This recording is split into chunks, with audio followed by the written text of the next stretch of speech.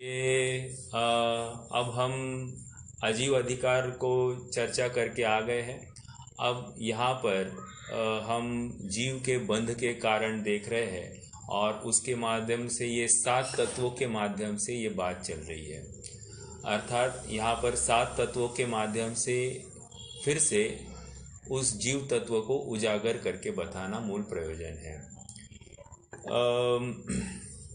हमने वहाँ पर चर्चा देखी कि ये क्रम क्यों है, 7 तत्व ही क्यों है, आदि आदि काफ़ी चर्चाएं हमने कर ली। फिर आश्रव तत्व की चर्चा हमने प्रारंभ की है।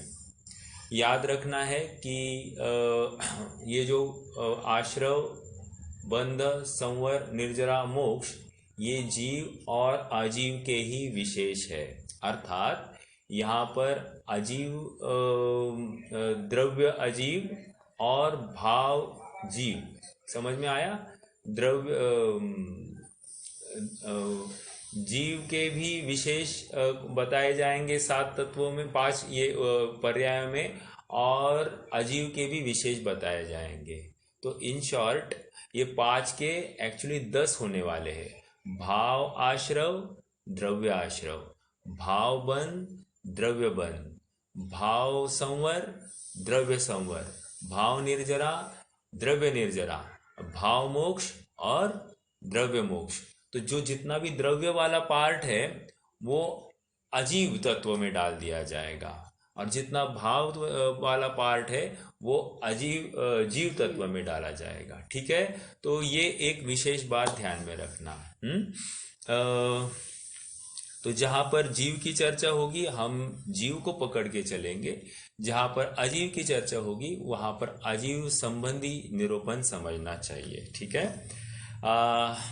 आइए, तो अभी हमने जो गाथा पढ़ी थी, कौन सी, 30 नंबर की गाथा, उस गाथा को एक बार हम फिर से पाठ करेंगे, उसकी संधि देखेंगे और उसका अर्थ भी समझने की कोशिश करते हैं। हाँ जी। मिच्छत्ता विरधिपमाद योग कोधाद ओथ विण्णेया पण पण पण दहति चदु कमसो भेदाहुपुवस्स।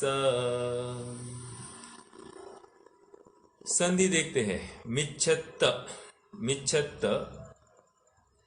अविरधि, अविरधि, पमाद 3, ओके, जोग, जोग, कोधाद, कोधाद, कोधा, इतना ही पढ़ना, दौथ, दौथ, विण्णेया, विण्णेया। तो पहला लाइन फिर से देखते हैं। मिच्छत्ता 1, अविरधा 2, अविरधि 2, पमाद 3, जोग 4, कोध 5। ओके, आप सबको ख्याल में आया होगा विषय क्या चलने वाला। मैंने विषय बताया नहीं, डायरेक्टली गाथा पढ़ ली। ठीक है, ये विषय भाव आश्रव, आश्रव आने के द्वार कौन से? हाँ, ये भाव आश्रव के द्वारों की चर्चा चल रही है। भाव आश्रव, भाव आश्रव या जीव आश्रव।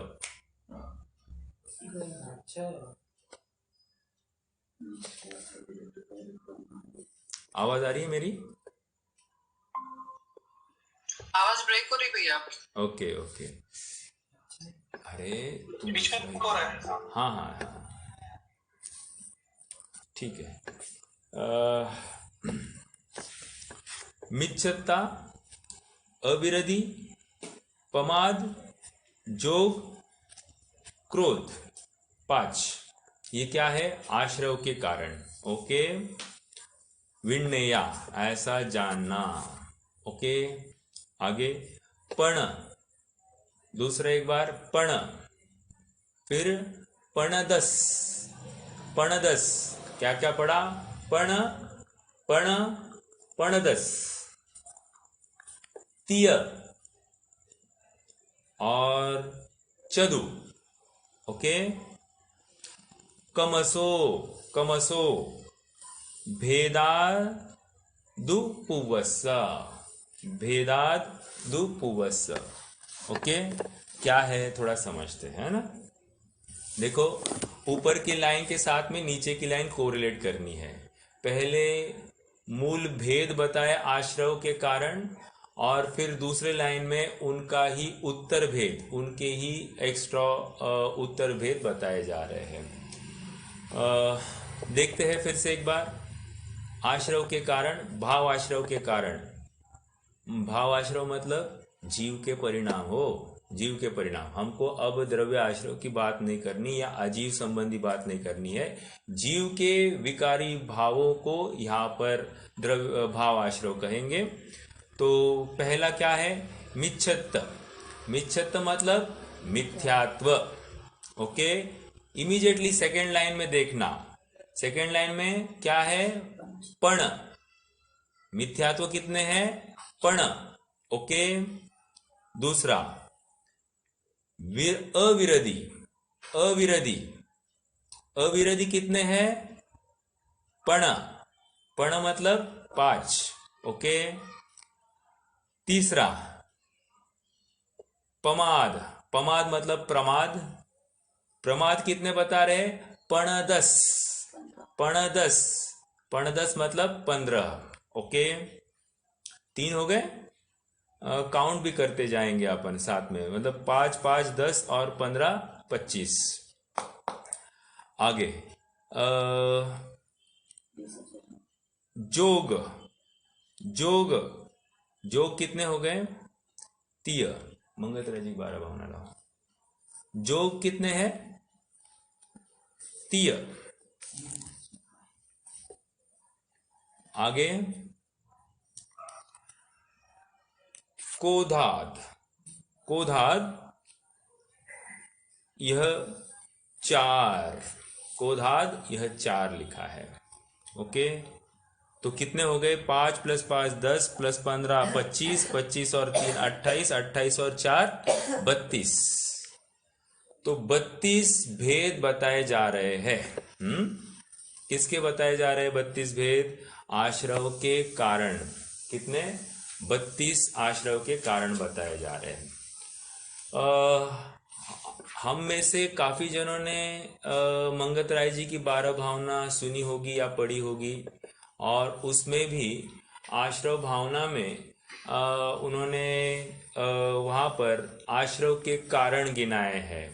मैं वो आश्रव भावना भी अभी पढ़ूंगा, तो उसमें से हम कोरिलेट कर सकेंगे। तो आप चाहो तो यहाँ, हाँ बोलिए। तो आश्रव के द्वार तो 57 ऐसे। हाँ हाँ, वही वही चर्चा चल रही है, वही चर्चा कर रहे हैं हम। ठीक है, तो आप चाहो तो टेबल कर सकते हैं कि द्रव्य संग्रह की अपेक्षा। ओके, और 5 आश्रव के नाम लिखना, और द्रव्य संग्रह की अपेक्षा, और दूसरा मंगतराय जी की अपेक्षा। ओके, तो ये दोनों अपेक्षा लिखेंगे और फिर हम समन्वय भी करेंगे। ओके, तो ज़्यादा अच्छा हो जाएगा। देखो, मैं डायरेक्टली वो लाइन पढ़ूंगा। पेज नंबर 167 है। इसमें कौन सी पढ़ रहे हैं आप भैया? ठीक है ठीक है, चलिए आपका इसमें ये आश्रव भावना है। आश्रव भावना मंगतराय जी की है ना। आपने कौन सी खोली है? अनुशीलन खोला है आपने। उसमें मिलेगा, शायद मिलेगा, मिलेगा मिलेगा। पण मिथ्यात योग 15 द्वादश अविरत जानो, पंचरु 20 कषाय मिले सब 57 मानो। मोह भाव की ममता टारे पर परिणति खोते, करे मोख का यतन निराश्रव ज्ञानी जन होते। तो क्या कह रहे हैं, थोड़ा सा समझिए। पण मिथ्यात। पण मिथ्यात, पण मिथ्यात मतलब 5 मिथ्यात्व। तो वहां पर कितने थे? द्रव्य संग्रह में कितने मिथ्यात्व बताए हैं? 5 ही बताए हैं। ओके, बृहद जिनवानी संग्रह में भी मंगत राय जी की 12 भावना है, या फिर ये सुप्रभात अगर होगी तो सुप्रभात में भी पेज नंबर 167 पर है मेरे बुक में, तो आप जहाँ चाहो वहाँ से देख सकते हो। मैं यहाँ से बता ही रहा हूँ, तो आप नोट भी करेंगे तो कोई प्रॉब्लम नहीं। पन मिथ्यात्व, 5 मिथ्यात्व, ओके। योग 15, योग 15, और यहाँ पर योग कितने हैं? यहाँ पर योग 3 बताए हैं, 3, ठीक है। तो यहाँ पर थोड़ा सा फर्क है। भाभी जी पकड़ना विषय को। आगे द्वादश अविरति, मंगत राय जी द्वादश अविरति कह रहे हैं, ओके। हाँ आ गया, भैया ने बराबर निकाला, द्वादश अविरति कह रहे हैं। और यहाँ पर अविरति कितने हैं? 5। द्रव्य संग्रह में अविरति 5 है। ऑलराइट, पकड़ रहे हैं ना सब? आइए आगे।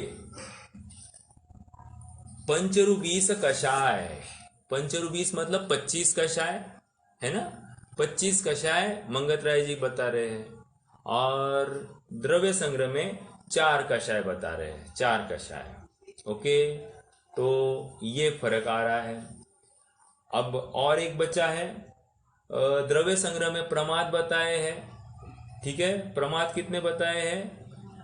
नहीं, प्रमाद बचाए हैं 15 प्रमाद बताए हैं, राइट। प्रमाद 15 बताए हैं। ये तो कुछ हाँ 15 प्रमाद बताए। यहाँ पर प्रमाद बताए ही नहीं है, यहाँ पर प्रमाद बताए नहीं है। तो अब मैं फिर से टेबल कंप्लीटली बोलता हूँ। आप पहले मैं मंगत राय जी को बोलूँगा, और दूसरा मैं द्रव्य संग्रह की अपेक्षा में बोलूँगा। मिथ्यात्व 5, दोनों जगह पर 5 है, ठीक है। योग मंगत राय जी 15 कह रहे हैं, और द्रव्य संग्रह में 3 योग बताए हैं। अविरति मंगत राय जी 12 बता रहे हैं, और द्रव्य संग्रह में 5 अविरति है। कषाय मंगत राय जी 25 बता रहे हैं, और द्रव्य संग्रह में 4 है। और प्रमाद मंगत राय जी ने कोई गिनाया नहीं है, द्रव्य संग्रह में 15 है, ओके। तो यदि हम द्रव्य संग्रह की टोटल करते हैं तो 32 आश्रव के कारण आ रहे हैं, और यदि हम मंगत राय जी के आश्रव के कारण गिनते हैं तो वे टोटल 57 आ रहे हैं। और यदि आप द्रव्य संग्रह के 15 प्रमाद ऐड करोगे तो 72 हो जाएगा, 72 हो जाएगा, ठीक है। तो हमको अभी 2 प्रश्न है, मंगत राय जी ने प्रमाद क्यों नहीं लिए, एक प्रश्न ये है। दूसरी बात, ये ऐसी भेद विवक्षा क्यों है कि कोई कम गिना रहा है, कोई ज्यादा गिना रहा है। तो ये दोनों के अपन प्रश्न के उत्तर ढूंढेंगे। सोनाली भाभी के प्रश्न का उत्तर इतना ही है कि 57 कहो 32 कहो, ये विस्तार अपेक्षा है। मतलब कोई कम बताएंगे, कोई विस्तार अपेक्षा बताएंगे, तो ये बस उसी अपेक्षा में, दोनों में बात तो एक ही, आश्रव आ रहा है, आश्रव हो रहा है, ठीक है। पहले मिथ्यात्व है, तो वो तो सेम टू सेम है। कोई अपन 5 प्रकार के मिथ्यात्व कौन से वो भी देखते हैं, और फिर लेकिन उसका स्वरूप भी देखना है, पहले वो उस पॉइंट को बाद में देखेंगे। योग 15 है, यहाँ पर द्रव्य संग्रह में 3 योग है, मन योग, वचन योग, काय योग। अब यहाँ पर फर्क ये है कि मन के 4 भेद होते हैं, वचन योग के 4 भेद होते हैं, और काय योग के 7 भेद होते हैं। तो ये इस प्रकार से थोड़ा सा संक्षेप और विस्तार, इस प्रकार फर्क आ रहा है। तो इन्होंने मात्र मूल योग बताए, और मंगत राय जी ने उत्तर भेदों की अपेक्षा से वहां पर कथन किया है। तो इस प्रकार यहाँ पर फर्क आया। एक अविरति मंगत राय जी 12 कह रहे हैं, और द्रव्य संग्रहकार यहाँ पर 5 कह रहे हैं। अब अविरति कौन से है 5? तो यहाँ पर कह रहे हैं कि जो 5 इंद्रियों के विषय को भोगने की इच्छा है वही अविरति समझना। फिर से पांच इंद्रियों को के विषय को भोगने की इच्छा, पांच इंद्रिय के विषय नहीं, पांच इंद्रिय के विषय को भोगने की इच्छा, उस इच्छा को, ये पांच इंद्रिय है ना, तो प्रत्येक इंद्रिय संबंधी जो इच्छा है उस इच्छा को यहाँ पर अविरति में लिया गया है। और नॉर्मल अविरति हमने क्या देखी है, कोई बताएगा? अविरति, हाँ, प्राणी संबंधी असंयम और इंद्रिय संबंधी असंयम, इसको अविरति कहेंगे। और जब हम कहेंगे विरति तो कहना प्राणी संयम और इंद्रिय संयम। ओके, अविरति होगी तो उन संबंधी असंयम की बात होगी, विरति कहेंगे तो उन संबंधी संयम की बात होगी। तो प्राणी संबंधी असंयम या उनकी रक्षा संबंधी असंयम और इंद्रियों के विषय संबंधी असंयम। ओके, तो यहाँ पर द्रव्य संग्रहकार ने मात्र पांच इंद्रिय के विषय लिए हैं। हालांकि छठा मन होना ही चाहिए, तो मन इसमें इच्छा कहकर वहां पर मन को उसमें गुप्त रूप से गर्भित कर लिया है। और जब इंद्रिय के विषय होंगे तो अपने आप इंद्रियों के विषय में प्रवृत्ति होगी, तो अपने आप वहां पर प्राणी संबंधी असंयम पाया जाएगा, ऐसा द्रव्य संग्रहकार को मानना है। ठीक है, तो इसलिए उन्होंने संक्षेप रूप से 5 कहे, विस्तार से उसी के 12 हो जाएंगे। ठीक है, तो ये एक भेद यहां पर आ गया। कषाय 25 है और यहां पर द्रव्य संग्रहकार के 4 है। तो 4 कषायों में क्रोध मान माया लोभ, उनमें अनंतानुबंधी क्रोध मान माया लोभ आप इस प्रकार लो, लेकिन यहाँ पर मात्र क्रोध मान माया लोभ ऐसा एकदम मोटे स्तर पर लिया है। उसका विस्तार हम अनंतानुबंधी चतुष, अप्रत्याख्यानावरण चतुष, प्रत्याख्यानावरण चतुष और संज्वलन चतुष प्लस 9 कषाय, ऐसा इसका विस्तार हम मंगत राय जी की अपेक्षा देख सकते हैं। लेकिन द्रव्य संग्रहकार ने उन सबको 4 में ही गर्भित कर लिया है। ओके, अंतिम क्या है? प्रमाद। मंगत राय जी ने प्रमाद को गिनाया ही नहीं, और द्रव्य संग्रहकार ने 15 प्रकार के प्रमाद गिनाए। कौन से 15 प्रमाद है? 5 इंद्रियों के विषय, ओके, 5 4 विकथा, कितने हो गए? 9। 4 कषाय, 4 कषाय, क्रोध मान माया लोभ और निद्रा एंड स्नेह, ये 15 प्रमाद हो गए। फिर से गिनाओ, 5 इंद्रिय के विषय, 4 विकथा, 4 कषाय, क्रोध मान माया लोभ, निद्रा और स्नेह, ये अलग अलग लेना। तो 13 और 2 15, तो इस प्रकार 15 प्रमाद हो गए। ठीक है, तो ये 15 प्रमाद द्रव्य संग्रह में आ गए हैं, लेकिन मंगत राय जी ने नहीं गिनाए। तो क्या कारण है? तो यहाँ पर इतना ही समझना कि प्रमाद को उन्होंने कषाय वाला पार्ट कषाय में ले लिया, क्रोध मान माया लोभ को कषाय में डाल दिया, और बाकी जो कुछ है उसको अविरति में डाल दिया। किस में डाल दिया? अविरति। अविरति मतलब क्या क्या आएगा? 5 इंद्रिय के विषय, विकथाएं, स्नेह और प्रमाद, सॉरी स्नेह और निद्रा, ये सबको अविरति में डाल दिया। ठीक, जो तो प्रमाद, हाँ प्रमाद है, लेकिन प्रमाद बताया नहीं ना, तो इसलिए उसको अविरति में डाला है, ये कहना है।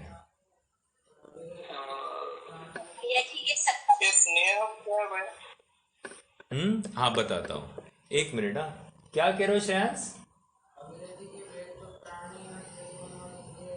ओके, ठीक है। तो यहाँ पर श्रेयांश भैया कह रहे कि अविरति के भेद तो प्राणी असंयम है और इंद्रिय असंयम है, तो इंद्रिय संबंधी असंयम ही तो है ये सब बातें, तो कोई विशेष बड़ी बात नहीं, घबराने की बात नहीं है। ओके, आकाश भैया का प्रश्न है स्नेह क्या है। स्नेह मतलब जो ममत्व भाव है, पर में पर से अपनापना मानने की बात है, पर के होने में अपना अस्तित्व मानना, थोड़ा सा आप मिथ्यात्व मतलब ये श्रद्धान की बात भी पकड़ सकते हैं, लेकिन स्नेह को यहाँ पर चारित्र मोह की पर्याय पकड़ना है यहाँ पर। ओके, तो पर संबंधी जो अपनत्व भाव है, रति भाव है, इष्टपने का भाव है, उसको यहाँ पर स्नेह कह रहे हैं। ओके,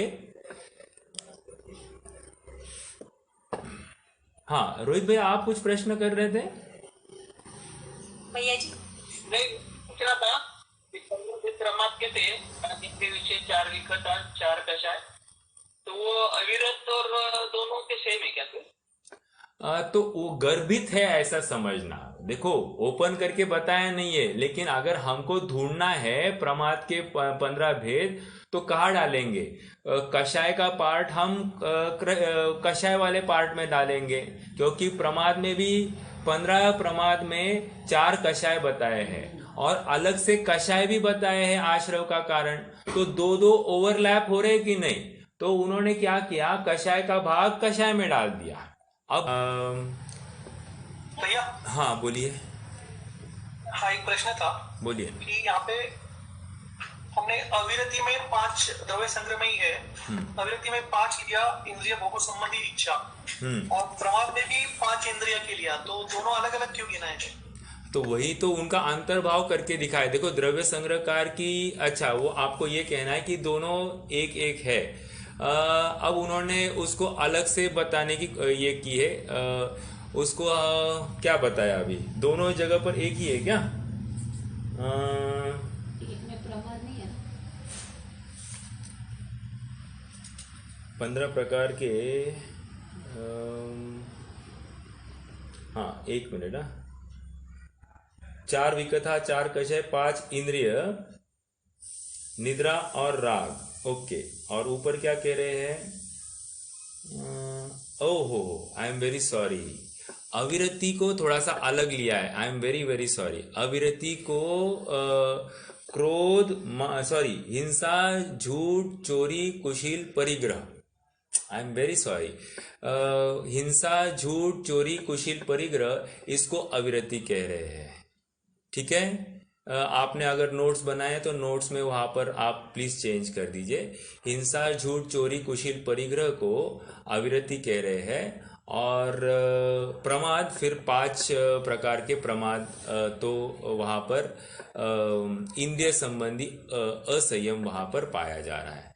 अब देखिए अविरति को क्या कह रहे, हिंसा झूठ चोरी कुशील परिग्रह, इनमें जो प्रवृत्ति है ये अविरति है। ओके, तो त्याग नहीं दिखाई दे रहा है, जहां पर त्याग दिखाई देगा वहां पर विरति कहेंगे।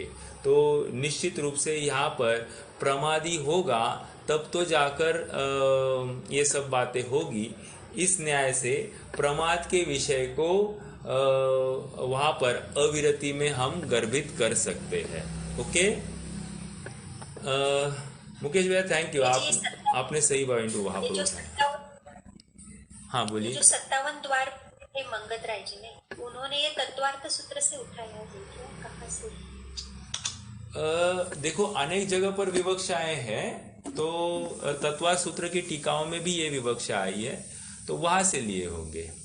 देखना पड़ेगा तत्वार्थ सूत्र में है कि नहीं है, मुझे एग्जैक्ट मालूम नहीं है, तो देखकर मैं बता दूंगा वैसे। लेकिन 8वें अध्याय का जो पहला सूत्र है, कौन सा?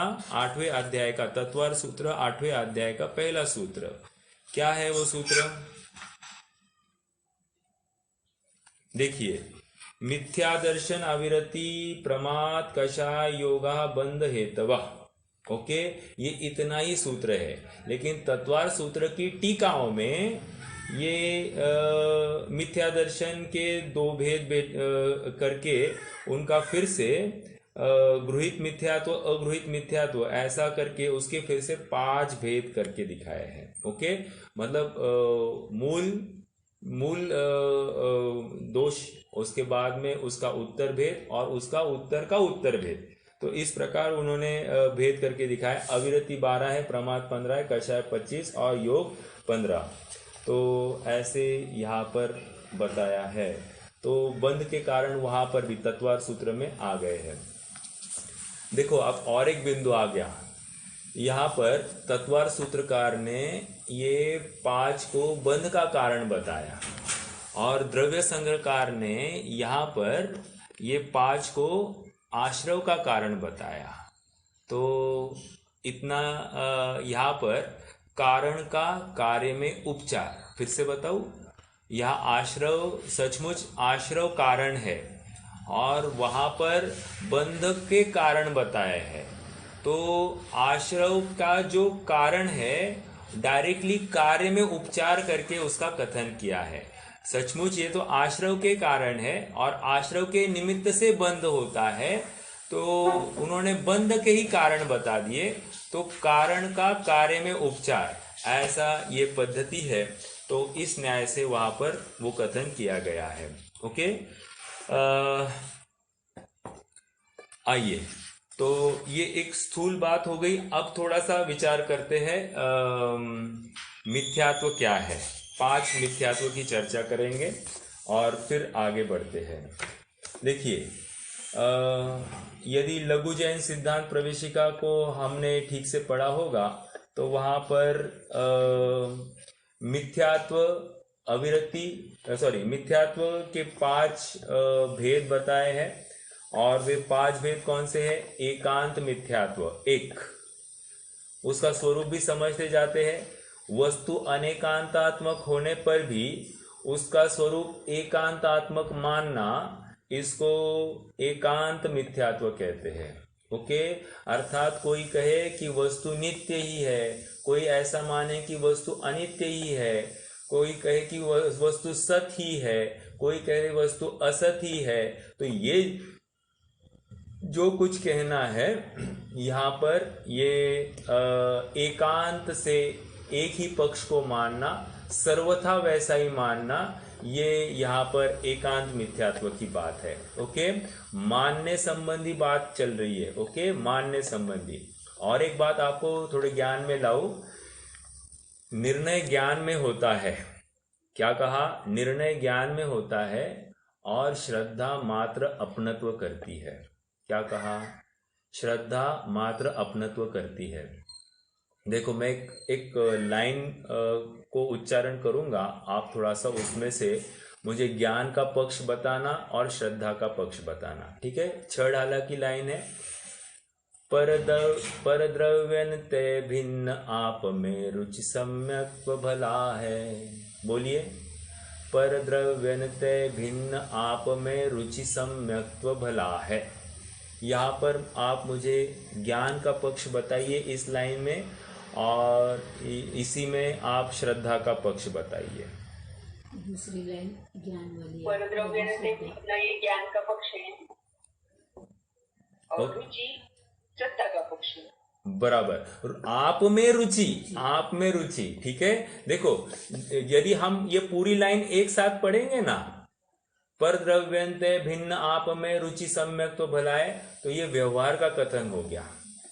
और मात्र रुचि, आप में रुचि, इतना ही हमने पढ़ा तो ये निश्चय का कथन हो गया। तो श्रद्धा कुछ नहीं जानती, आप में रुचि, खत्म। अब इस लाइन में से हम अगर कुछ बिंदु बाहर निकाले तो उस लाइन में ये कह रहे हैं कि पहले ज्ञान निर्णय करता है और पूरा ऊहापोह ज्ञान में होता है, और श्रद्धा मात्र अपनत्व करती है। वहां पर उसमें अहम करती है, उस ज्ञान ने जिस विषय को जाना है उसमें अहम करती है। ठीक है, तो यहाँ पर अपन ये जो चर्चा कर रहे हैं एकांत मिथ्यात्व की। मिथ्यात्व क्या है? यहाँ पर प्रयोजनभूत जो तत्व है उसमें जो विपरीत मान्यता है, विपरीत श्रद्धान है, उसको मिथ्यात्व कहते हैं। और अपने जैसा वस्तु स्वरूप है उससे विमुख होकर जहां पर में अपनत्व स्थापित होता है उसको मिथ्यात्व कह रहे हैं। और उनके 5 भेद है। मिथ्यात्व मतलब श्रद्धान, और यहाँ पर पहला हमने देखा एकांत मिथ्यात्व। एकांत रूप से पर में ही सर्वस्व की कल्पना करना, उनके ही नित्यपने की कल्पना करके वैसी ही मान्यता रखना, ये एकांत मिथ्यात्व है। फिर से यहाँ पर ज्ञान की पुट आएगी आपको, लेकिन यहाँ पर मान्यता परक कथन की चर्चा चल रही है। ओके। दूसरा विपरीत मिथ्यात्व। अब विपरीत मिथ्यात्व क्या है? वस्तु का लक्षण विपरीत मानना। वस्तु का लक्षण विपरीत मानना मतलब वस्तु ज्ञानादि गुण से युक्त है ऐसा होते हुए भी उसको स्पर्श रस गंध वर्ण वाला मानना, सर्वथा वैसे मानना। फिर से सर्वथा, फिर आप कहोगे ये तो एकांत का पक्ष हो गया। ऐसा होते हुए भी विपरीत रूप से यहाँ पर वो मान्यता देखो, एकांत और इसमें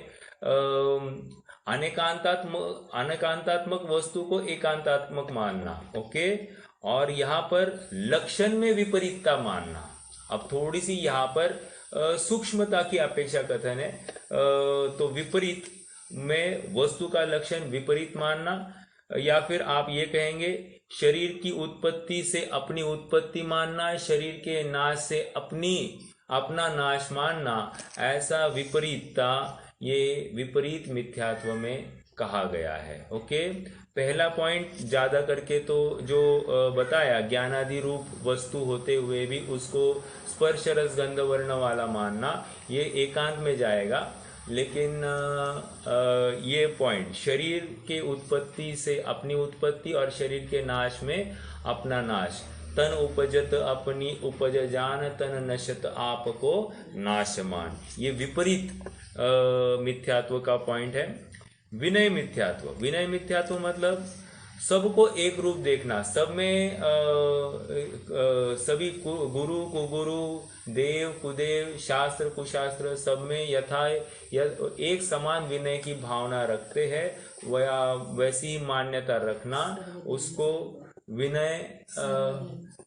विनय मिथ्यात्व कहते हैं। जैसे एक आपको नमो लोए सव्व साहुणम, नमो लोए सव्व साहुणम ऐसा कहकर अगर कोई ऐसा कह रहा है कि जगत के सर्व जितने भी साधु है, सभी मतों के साधु है, उन सबको मेरा नमस्कार है, ऐसा अगर कोई कहता है तो ये क्या हो गया? विनय मिथ्यात्व हो गया। ठीक है। तो ये विनय मिथ्यात्व की बात हो गई। फिर संशय मिथ्यात्व में क्या है? वस्तु के बारे में निर्णय नहीं हो रहा, वस्तु इस प्रकार है या उस प्रकार है, मतलब वस्तु में ज्ञान गुण है या वस्तु आंखों से देखती है या ज्ञान से जानती है, ऐसा उसका निर्णय नहीं हो रहा है। ये कह रहे हैं ये संशयपना है वहां पर। या फिर मैं शरीर से जानता हूँ, शरीर के बिना मेरा जानना हो सकता है कि नहीं, ऐसा संशय करना, ये संशय मिथ्यात्व। ओके। तो इस संशय मिथ्यात्व की बात होगी। अज्ञान मिथ्यात्व। अब अज्ञान मिथ्यात्व में क्या कह रहे हैं कि जो कुछ होगा मुझे क्या, हमको कुछ नहीं करना, जो कुछ है होगा कुछ, आत्मा फात्मा हमको कुछ मालूम नहीं। तो ये जो कह रहा है, ऐसी जो मान्यता है वस्तु के स्वरूप को जानने, अभी देखो जानने संबंधी ही विपरीत, मतलब वो मान्यता ही वहां पर नहीं है कि क्या है ये भी जानने के लिए वहां पर प्रवृत्ति नहीं होवे, इस प्रकार की जो मान्यता, तो उस मान्यता को कह रहे हैं कि अज्ञान। अब फिर से ज्ञान की पुट आ रही है इसमें। कोई कहेगा कि आप जानने की बात कह रहे हो और कैसे होगा, लेकिन वहां पर मान्यता की मुख्यता से कथन समझना। मान्यता मतलब वहां पर उस संबंधी कोई विशेषपना या रुचि नहीं पाई जाएगी। ओके। या देखो यहाँ पर भी लिखा है डिस्प्ले में, हित अहित का विवेक न होना, इसको अज्ञान मिथ्यात्व कह रहे हैं। ओके। चलिए, तो ये 5 प्रकार के मिथ्यात्व हो गए। मिथ्यात्व यह मूल कारण है संसार के वटवृक्ष की वृद्धि का, और जैसे ही मिथ्यात्व का अभाव हो जाता है तो संसार चुल्लू भर प्रमाण रहता है, ऐसा हमको समझना चाहिए। याद रखिए या याद करना चाहिए पंडित टोडरमल जी का वो उदाहरण 99,999 99999 5 बार 9 लिखना। तो वहाँ पर प्रश्न ये खड़ा किया कि कौन सा 9 निकाला जाए तो मेरा कर्जा खत्म हो जाएगा। तो वहाँ पर उन्होंने उसका स्पष्टीकरण कर दिया कि जो 90,000 वाला 9 है उसको पहले चुकता किए कर देंगे तो हमारा कर्जा ऑलमोस्ट नहीं के बराबर रह जाता है, इसलिए उसी के लिए उद्यम करना चाहिए। तो मिथ्यात्व, इसीलिए हम सबकी या यूँ कहिए बहुतांश लोगों की जो गलती हो रही है वे योगों को सुधारना चाह रहे हैं, और यहाँ पर समझाया जा रहा है कि सबसे पहले मिथ्यात्व का अभाव करना ज़रूरी है, क्योंकि हम करते हैं रीढ़ की हड्डी सीधी और हिलना डुलना बंद, और मिथ्यात्व अंदर में वैसे ही पुष्ट हो रहा है कि मैं इसका करता हूँ, मैं इसका अकर्ता हूँ। ऐसा जो कुछ कल्पना चल रही है, ऐसी जो कोई मान्यता चल रही है, यही मान्यता का अभाव है। अभाव करना है, शरीर का स्वामीपना छोड़ना है, शरीर संबंधी वो कर्तृत्व बुद्धि छोड़नी है, और वही छूट नहीं रहा है योगों को स्थिर करने के कर्तृत्व के भार में। समझ में आ रहा है? तो इसीलिए सबसे पहले अगर किसी आश्रम में से 5 कारणों में से अगर किसी का अभाव होता है तो वो मिथ्यात्व का अभाव होना चाहिए। इसलिए वहाँ पर मोक्षमार्ग प्रकाशक में और एक स्टेटमेंट करी उन्होंने कि सबसे पहले तो मिथ्यात्व का अभाव होता है, पश्चात कषायों की मंदता पूर्वक मुनिपना प्रकट, व्रतों को अंगीकार करते हुए मुनिपना प्रकट होता है। एक बात ये हो गई। दूसरी और एक स्टेटमेंट ऐसा आया कि सप्त व्यसन से भी बड़ा पाप जानकर मिथ्यात्व का अभाव कराया जाता है। जैन धर्म में तो यह परिपाटी है। तो कहने की बात इतनी है कि मिथ्यात्व समान कोई बैरी नहीं है, और इसलिए सर्वप्रथम अगर हमें कुछ करना है तो हमारी विपरीत मान्यता के बारे में ही कुछ सोचना पड़ेगा। देखो थोड़ी सी बात कहूँ आपको, जैसी थोड़ी सी प्रतिकूलता आ जाए हम फटाफट भगवान के पास या भगवान का चिंतन करें और हे भगवान मुझे इस प्रतिकूलता से दूर करो। ये इतनी भी बात कर दी या इतनी भी चिंतन की धारा में आ गई तो ये समझना कि हमने मिथ्यात्व का पोषण कर दिया। क्यों? क्योंकि हमने भगवान को कर्ता धर्ता मान लिया।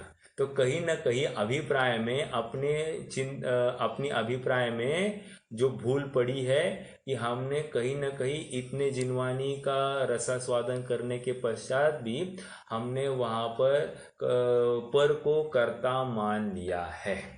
ओके, कहीं ना कहीं हम में भी सांख्य मत जैसी पुट वहाँ पर खड़ी है। ओके, या फिर मान लीजिए अभी लॉकडाउन चल रहा है और हमको कहीं जाना नहीं है, मतलब गमन करने से हम रोक लगी है, और यदि हम चलते हैं और इस भय के साथ चल रहे कि पकड़ा जाए तो क्या होगा, पकड़ा जाए तो हे भगवान कुछ ना हो कुछ ना हो। तो ये जो बात चलती है ये कह रहे हैं कि ये सब मिथ्यात्व की संबंधी बात है। ओके, क्योंकि अभिप्राय में ही खोट है। आप भगवान को याद कर रहे हो इस कारण के लिए, तो वहाँ पर अभिप्राय में खोट है, यही अपनी श्रद्धा संबंधी खोट है। तो ये किस में जाएगा? विपरीत मिथ्यात्व में लिया जा सकता है ऐसा। ओके, तो ये मिथ्यात्व 5 प्रकार के मिथ्यात्व की बात हो गई। अब हाँ बोलिए। तो ये पांचों तो छोड़ने योग्य है, हाँ, लेकिन सबसे पहले अगर छोड़ना है हाँ, तो विनय मिथ्यात्व सुलभता से छूट जाएगा ना। हाँ, विनय मिथ्यात्व। और सबसे डेंजरस कौन है इसमें? पांचों में सबसे डेंजरस कौन है? आपने ऐसा है कि सामने 5 नाग खड़े हैं और आप कह रहे हैं कि कौन सा ज्यादा जहरीला है। मिथ्यात्व तो मिथ्यात्व ही है। मिथ्यात्व बैरी का थोड़ा सा अंश भी संसार का कारण है। इस न्याय से अपन ऐसा इसमें वर्गीकरण नहीं कर सकते। फिर भी अगर देखो अच्छे से करना है तो अपन ये इसका भेद इस प्रकार कर सकते हैं कि गृहीत मिथ्यात्व और अगृहीत मिथ्यात्व। तो वर्तमान भव में एटलीस्ट देखो, अगृहीत मिथ्यात्व तो अनादि का मिथ्यात्व है, जहाँ पर हम मूल रूप से शरीर संबंधी जो अपनत्व बुद्धि है वो अनादि की ही चलती आ रही है। लेकिन जो गृहीत मिथ्यात्व है वर्तमान भव संबंधी, उस मिथ्यात्व को छोड़ना ज्यादा श्रेयस्कर होगा। फिर अगृहीत मिथ्यात्व अपने आप पुरुषार्थ पूर्वक चला जाएगा। लेकिन वर्तमान के भव में हम कोई गलत धारणा न अंगीकार करें, ये बहुत जरूरी है। तो अगर इन 5 में से हमने वर्तमान भव में कुछ ग्रहण किया होगा तो उसको तो त्यागना ही चाहिए। तो आपके प्रश्न का जवाब थोड़ा सा मैं अलग रूप से दे रहा हूं कि इनमें से कैसा, तो इनमें से इस भव में जो कुछ किया है वो आप छोड़ दो। ओके, तो जो बचा है वो पूर्व भव संबंधी है, वो धीरे धीरे तत्व निर्णय पूर्वक जाएगा। तो इस प्रकार अगर विचार करें तो पांचों ही वैसे टफ है, क्योंकि पांचों के पांचों वैसे वर्तमान भव में ही ग्रहण करता है जीव, पर पूर्व भव से तो ज्यादा कुछ लेकर नहीं आएगा। तो इस न्याय से यहाँ पर हम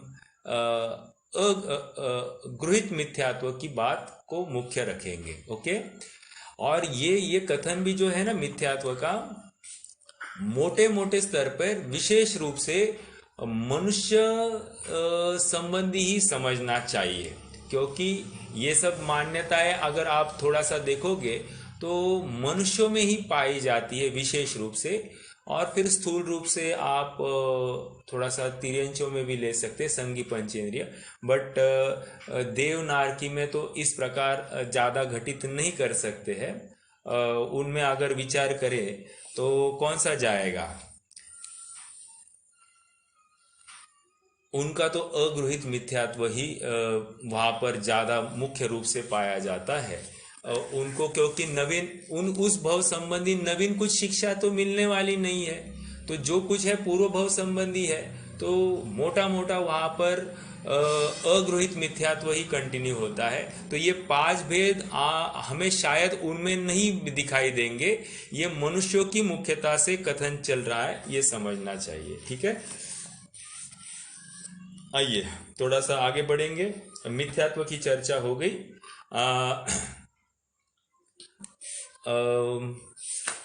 दूसरा है अविरति। अविरति का क्या बताया था? हिंसा, झूठ, चोरी, कुशील और परिग्रह।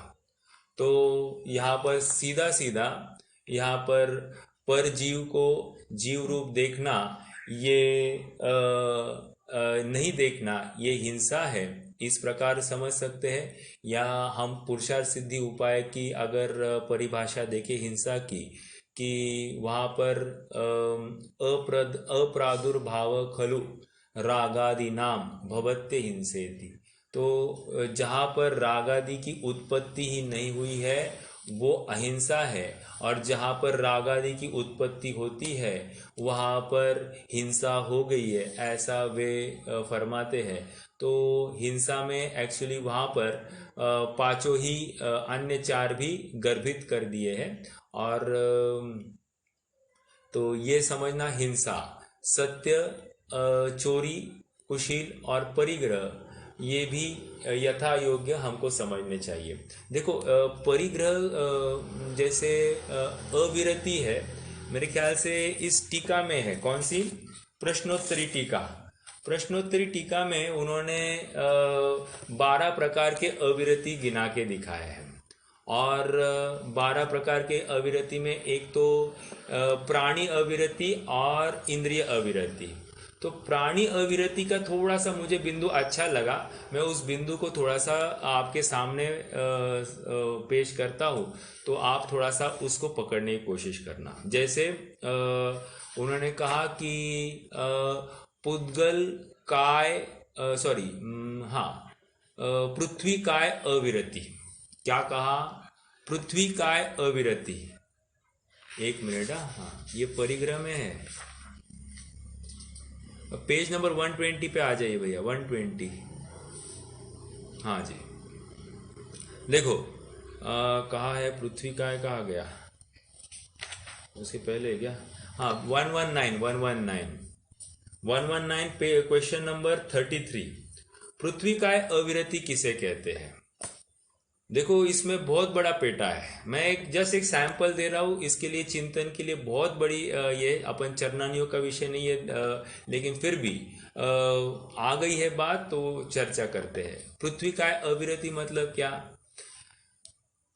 जैसे यहाँ पर लिखा है कि खोदना, कूटना, फोड़ना, दाबना, इतना ही कह दिया। अब क्या फोड़ना, क्या कूटना, क्या करना, ये कुछ आ नहीं रहा है। देखो जैसे हम कंस्ट्रक्शन के लिए खुदाई काम करते हैं तो वो अविरति में चला जाएगा। एक दूसरी बात, आप यूं कहिए कि हम जो नमक पीसते हैं ना, नमक पीसते, वो भी यहाँ पर जरूरत से ज्यादा अगर हम नमक पीसते हैं और वो वेस्ट चला जाता है तो वो भी पृथ्वी काय अविरति में चला जाएगा। ये समझ में आया क्या? ये थोड़ा सा और बताऊं आपको, जैसे कीचड़ है, कीचड़ वाली जमीन पर भी चलना, ये भी पृथ्वी काय अविरति में चला जाएगा। तो ये थोड़ी सी सोचने की एक अलग सी चिंतन धारा। इस प्रकार हम चाहे जितना अपन गर्त में जा सकते हैं, ये अविरति की बातें आ गई। तो पृथ्वी काय अविरति, जल काय अविरति, जल काय मतलब जरूरत से ज्यादा जल ढोना, बहाना, बस हाथ साफ करने के नाम पर बार बार उसको धोते रहना, ये अविरति में जाता है। ठीक है। वायु काय अविरति, जैसे पंखा आदि जितना ज्यादा चलाते। वनस्पति काय अविरति, खान पान संबंधी कोई होगी या कोई वनस्पति का छेदन भेदन करने की बात होगी। और त्रस काय अविरति, ये 3 इंद्रिया, 2 इंद्रिया से लेकर आगे के सभी जीवों को की हिंसा करना या प्रमाद पर पूर्वक उसमें प्रवृत्ति करना, ये त्रस काय अविरति आ जाती है। देखो मैंने एक शब्द यूज किया, प्रमाद पूर्वक वहां पर प्रवृत्ति, तो प्रमाद कहीं ना कहीं यहाँ पर भी गर्भित हो रहा है अविरति में। इस न्याय से प्रमाद को नहीं गिनाकर मंगत राय जी ने डायरेक्टली उसको अविरति में डाल दिया होगा। ओके, तो ये 5 अविरति की चर्चा आ गई, या उसका विस्तार हमने 12 अविरति के माध्यम से भी देखा। बहुत कॉमन बात है, जैसे इंद्रिय अविरति, मतलब इंद्रिय अविरति और प्राणी अविरति, या यूं कहिए इंद्रिय संयम और प्राणी संयम, इन दोनों में अगर हमको चूज करना है तो किसको ज्यादा वेटेज दिया जाएगा? प्रश्न क्या है? इंद्रिय संयम। इंद्रिय संयम और प्राणी संयम में अगर हमको ज्यादा इंक्लिनेशन देना है या निर्णय करना है, जैसे एक एग्जाम्पल दे दूं आपको, पानी है, पानी, और पानी को क्या करते हैं अपन, छानते हैं, जलगालन, उसके बाद उसको हम बिल छानी देते हैं, फिर से पानी बह गया, काफी बह गया, ओके, फिर उसको कुछ काल के लिए हम उसकी मर्यादा कर देते हैं। तो मर्यादा करने के लिए हमने क्या कर दिया, हमने उसको अग्नि पर चढ़ाया, तो अग्नि जितनी चढ़ाई तो उसमें क्या हो गया, अग्नि का एक जीव की भी हिंसा हो गई, प्लस ये पानी के जीव भी वहाँ पर मरना चालू हो गए। क्यों? ठंडे जीव गर्मी पर वे मरण को प्राप्त होंगे और नवीन जाति के जीव उत्पन्न होंगे। तो अब प्रश्न ये है कि यहाँ पर तो प्राणियों की तो हिंसा हो रही है, तो आप इसको अविरति कैसे कह रहे हो, मतलब यहाँ पर विरति कैसे कह रहे हो? तो उसका सामान्य जवाब इतना ही है कि वहाँ पर टेस्ट बदल जाता है पानी का। तो वो पानी का ठंडा पानी कहो और ये कुनकुना पानी कहो, दोनों में लेने में जो रुचिपूर्वक जो होगा वो ठंडा पानी होगा। गर्म पानी या कुनकुना पानी लेने में थोड़ी सी रसना इंद्रिया को बाधा लगती है।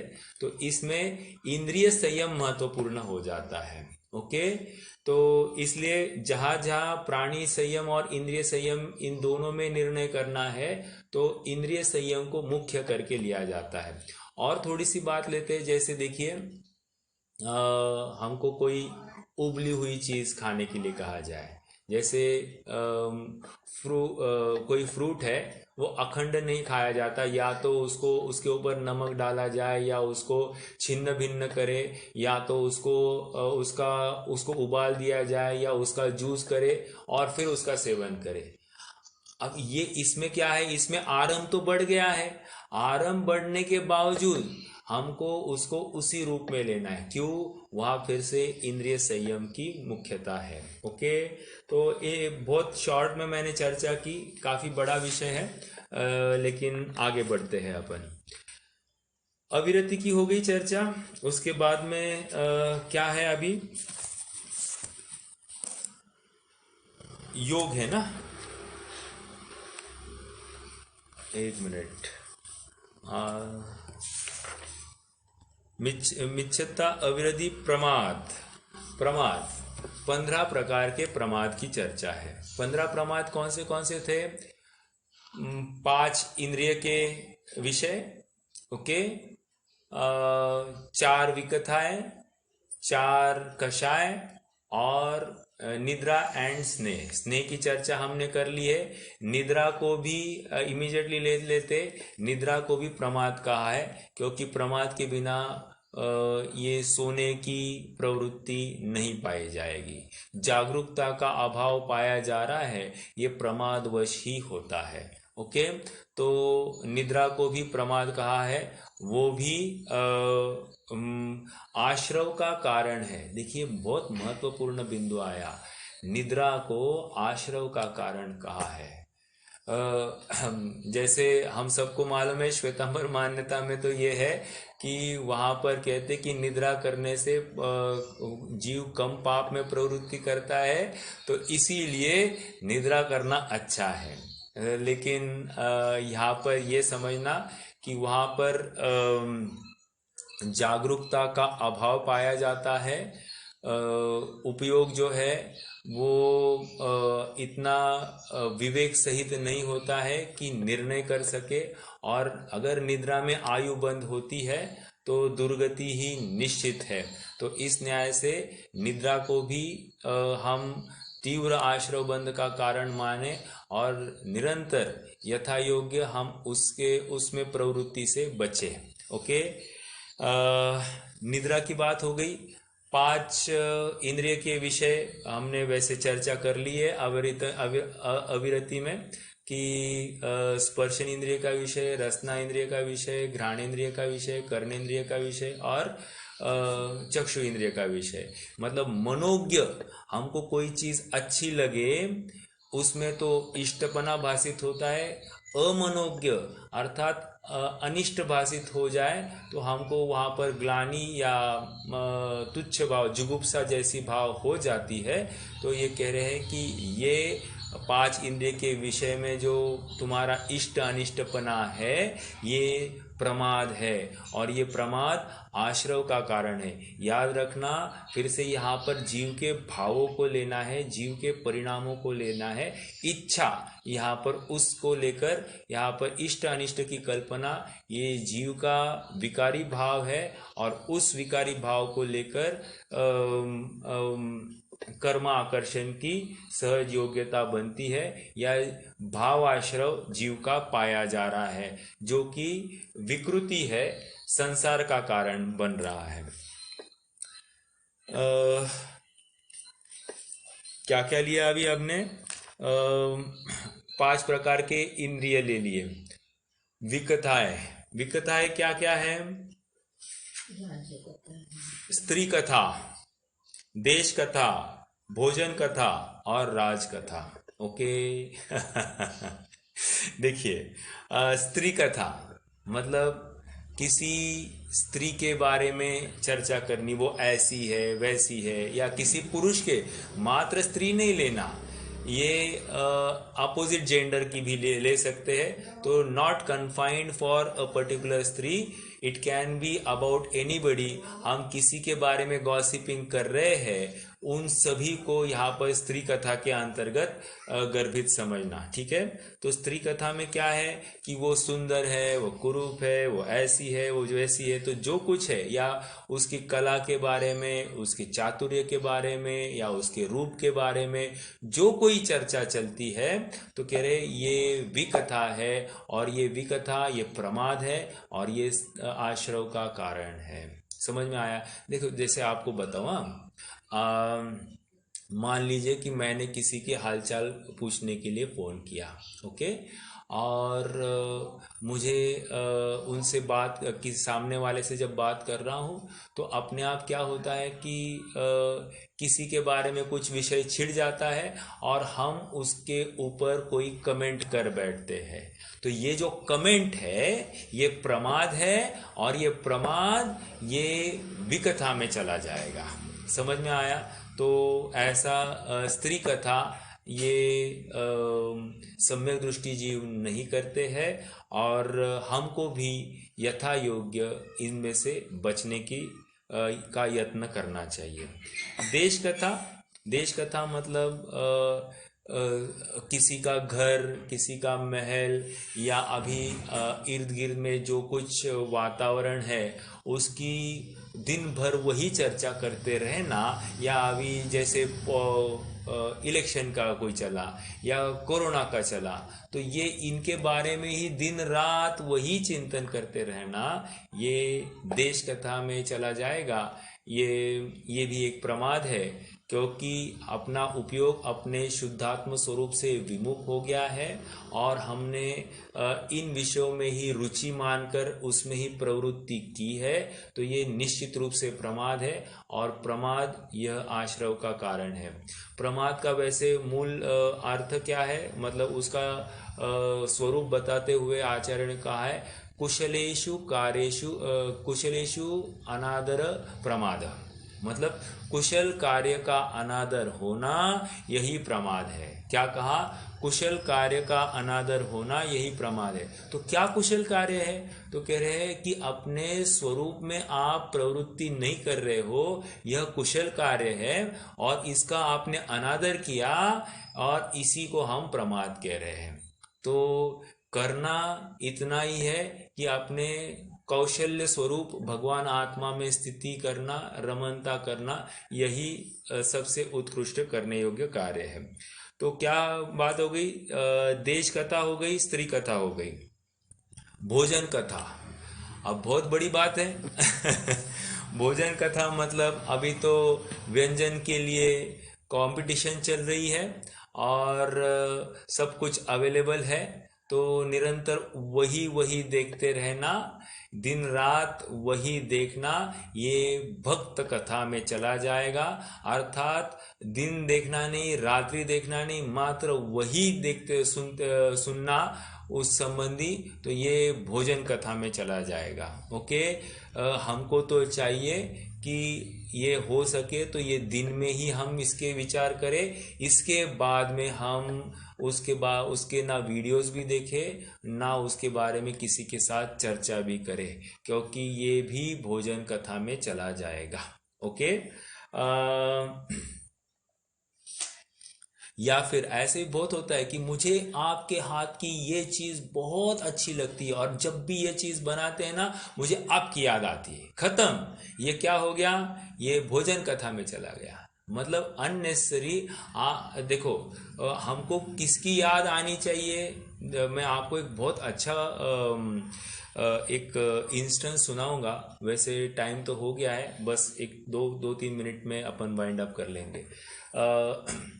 एक बार क्या हुआ था, मैं भिंड गया था, भिंड।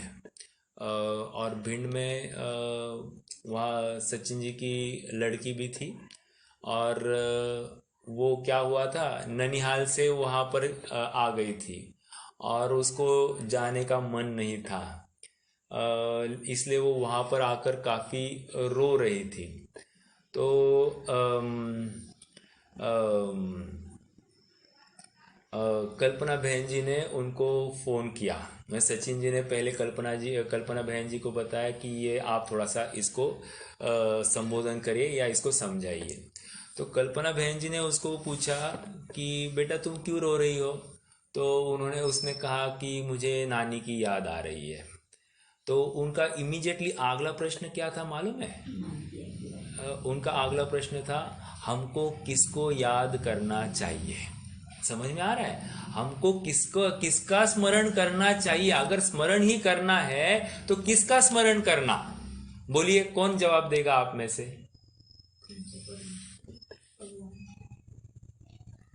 अपने आत्मस्वरूप का। आत्मस्वरूप का। लेकिन आत्मस्वरूप का नहीं हो रहा है तो याद ही आ रही है, तो किसका करनी? पंच परमेष्टि या देव शास्त्र गुरु को स्मरण करना। तो उस मेरे ख्याल से वो काफी छोटी थी, आज से पांचवी छठी में होगी, मतलब 8-10 साल की होगी। तो उसने फटाक से बोला कि देव शास्त्र गुरु को ही याद करना चाहिए। तो मुझे भी एकदम अचंभा हो गया। मतलब ये छोटी सी लड़की भी इतना फटाक से वो जवाब दे रही थी, दिया उसने। शायद मैं भी नहीं दे पाता एक 8-10 साल पहले ऐसा जवाब। तो कहने की बात इतनी है कि अगर हमको स्मरण भी करना है तो हमको किसी के नाम पर भी हमको देवशास्त्र गुरु ही याद आने चाहिए। देखो वे कैसे धर्म में प्रवृत्ति करते हैं, मुझे भी धर्म में प्रवृत्ति करनी चाहिए।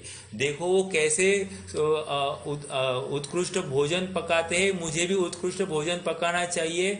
ये बिल्कुल गलत है। समझ में आ रहा है? या उनके हाथ की ये चीज़ बहुत अच्छी बनती है इसलिए मुझे उनके हाथ की खाने अच्छी लगती है, ये दिस इज यूजलेस। मतलब कोई वैल्यू नहीं है। तीव्र बंध का, बहुत चिकने कर्म बंध का कारण हो जाता है। तो इसलिए हम सब जागरूक हो जाए, विवेक से ही प्रवृत्ति करें। एक एक परिणाम अनंत कर्म वर्गणाओं को आकर्षित करने में समर्थ है। और अनंत कह रहा हूं, और काल के लिए भी वो एक कोड़ा कोड़ी के ऊपर ही है। आज मनुष्य पर्याय में एक कोड़ा कोड़ी के ऊपर काल का ही बंद हो रहा है।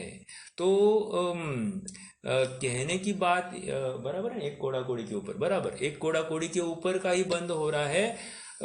तो छोटे काल के लिए भी बंद नहीं हो रहा है, बंद भी बड़े काल के लिए, और आकर्षण भी अनंत वर्गणाओं का हो रहा है। तो आप विचार करना, मतलब हम सुधी जन है, हम बिल्कुल विचार करें कि हमको कौन से परिणाम करने चाहिए, किसको याद करना चाहिए और कब कब याद करना चाहिए। ये हमारी विवेक बिल्कुल जागरूक रहे। प्रमादी बुद्धि कार्यकारी नहीं है, ये समझना। और लास्ट कथा कौन सी है? राज कथा।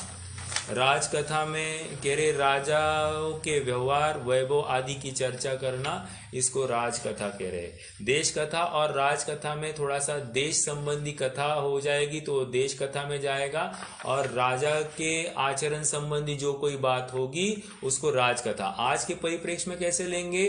जैसे किसी मंत्री ने फ्रॉड किया, किसी मुख्यमंत्री ने गलत कार्य किया, या आज कोरोना फैला है तो मोदी जी की वजह से फैला है, ये क्या हो गया? ये राजकथा में चला जाएगा। समझ में आया क्या? तो हम किसी के ऊपर दोषारोपण करें, ये सब बातें वो राजकथा में चली जाएगी। तो ये विकथाओं प्रमाद की चर्चा हमारी हो गई। 15 प्रकार के प्रमाद, ये हम जल्द से जल्द त्याग दे। आवाज नहीं आ रहा भैया? नहीं आ रही आवाज? सबके लिए ऐसा ही प्रॉब्लम है?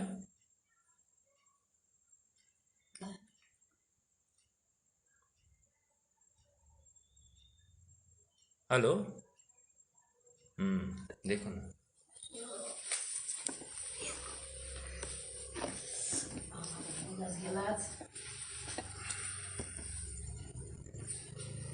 उनको उसमें राग द्वेष या इष्ट अनिष्टपना भाषित नहीं होता, और हमको होता है, इसीलिए इसको बंद का कारण बना रहे हैं। धन्यवाद। ओके, चलिए जिनवाणी स्तुति करेंगे।